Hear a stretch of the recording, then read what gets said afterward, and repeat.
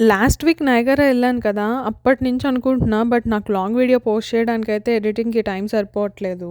Niagara ఎళ్ళడానికైతే go trains ఉంటాయి. Normal buses ఉంటాయి. మన ఓన్ వెహికల్‌లో అయినా ఎళ్ళొచ్చు. నేనైతే కొలీగ్స్‌తో వచ్చాను. నా ఫ్రెండ్స్ అండ్ కొలీగ్స్.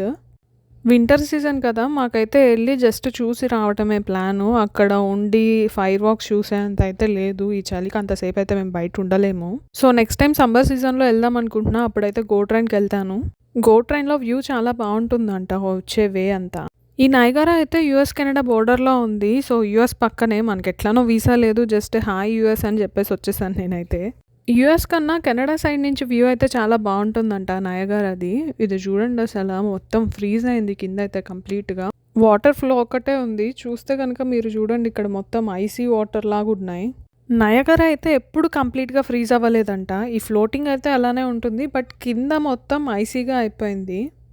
నార్మల్‌గా సమ్మర్ సీజన్‌లో అయితే ఈ కింద కనిపిస్తుంది గదా! ఫ్రీజ్ అయిపోయింది. ఆ ఏరియా వరకు బోట్‌లో వెళ్ళొచ్చంట. ఇప్పుడైతే అది క్లోజ్ ఉంది. జస్ట్ కొంచెం దూరం నుంచి మనకి ఆ ఫాల్స్ చూయించి మళ్ళీ బ్యాక్‌కి తీసుకొచ్చేస్తారు.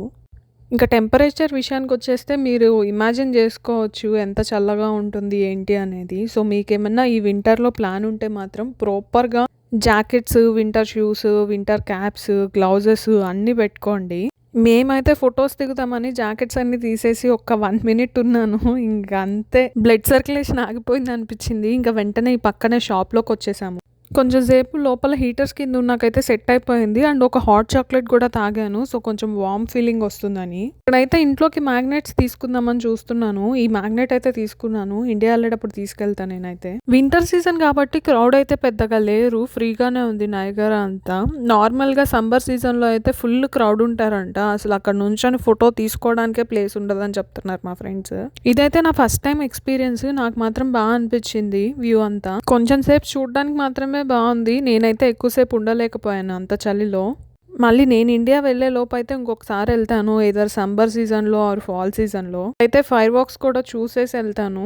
ఇక్కడ ఫైర్ వర్క్స్ డిస్‌ప్లే అయితే 10కి స్టార్ట్ అవుతుందంట. సో, అంతసేపు అయితే ఉండడం మంచిది కాదులే ఈ చలికి అసలు అవ్వదు అని మేమైతే ఎళ్ళిపోయాము. ఫ్లోకి చూడండి ఎంత ఫాగ్ లాగా ఫార్మ్ అవుతుందో పైకి. ఇక్కడ దగ్గరలో అయితే కెసినో కూడా ఉంది. బట్ నాకైతే అంత ఇంట్రెస్ట్ లేదు, అలవాటు లేదు. సో, మేమైతే ఏం విజిట్ చేయలేదు. 6:00 అలా రిటర్న్ అయితే ఎళ్ళిపోయాం మేము.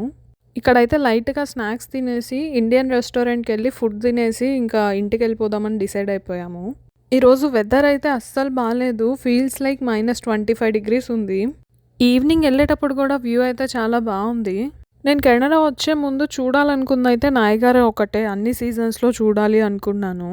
హోప్ సో మళ్ళీ సమ్మర్‌లో గూడా వస్తాననే అనుకుంటున్నా. ఫ్రెండ్స్‌తో రావడం వల్ల అయితే నాకంత ఇబ్బంది అనిపించలేదు. ట్రాన్స్‌పోర్టేషన్ అండ్ ఏం తెలీదు గదా! ఫస్ట్ టైమ్ వెళ్ళినప్పుడు. సో, ఈరోజు మా ట్రిప్ అయితే సక్సెస్‌ఫుల్. మంచిగా ఎంజాయ్ చేశాను నేనైతే.